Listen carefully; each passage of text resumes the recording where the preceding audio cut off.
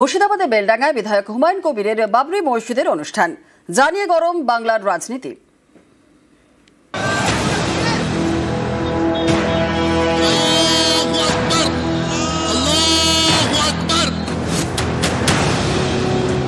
বাবরি মসজিদ নির্মাণ হবে, কোনো শক্তি আটকাতে পারবে না।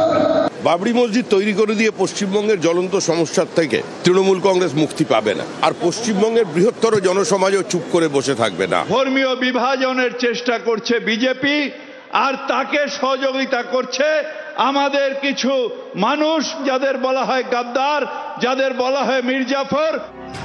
মুর্শিদাবাদের বেলডাঙ্গায় বাবরি মসজিদের অনুষ্ঠান। ভরতপুরের বিধায়ক হুমায়ুন কবিরের উদ্যোগে অনুষ্ঠানটি হলো বেলডাঙ্গার মরাদিঘিতে।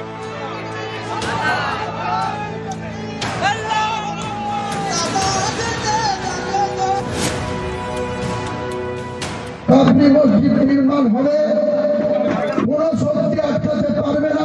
বাবরি মসজিদ হবে মুর্শিদাবাদের মাটিতে।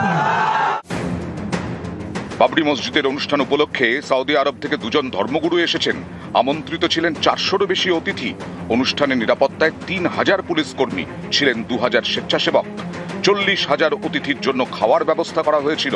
হুমায়ুনের দাবি, মসজিদ ছাড়াও এখানে হোটেল, রেস্তোরাঁ, হেলিপ্যাড হবে। বাজেট প্রায় 300 কোটি টাকা। अगले 22 तारीख आने दीजिए, उसी दिन में बहरमपुर टेक्सटाइल में क्या अगले दिन होगी वो पता मिल जाएगी सारे इंडिया को, लोग को, सारे बंगाल को, लोग को। হুমায়ুনের বাবরি মসজিদের অনুষ্ঠান ঘিরে গরম বাংলার রাজনীতি।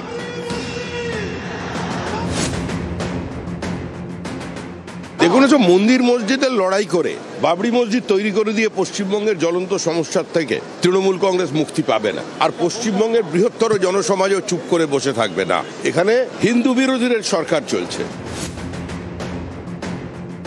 ধর্মীয় বিভাজনের চেষ্টা করছে বিজেপি, আর তাকে সহযোগিতা করছে আমাদের কিছু মানুষ, যাদের বলা হয় গাদ্দার, যাদের বলা হয় মির্জাফর।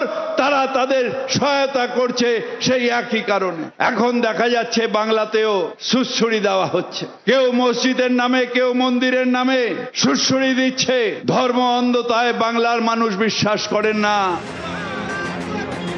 নিউজ 18 বাংলা।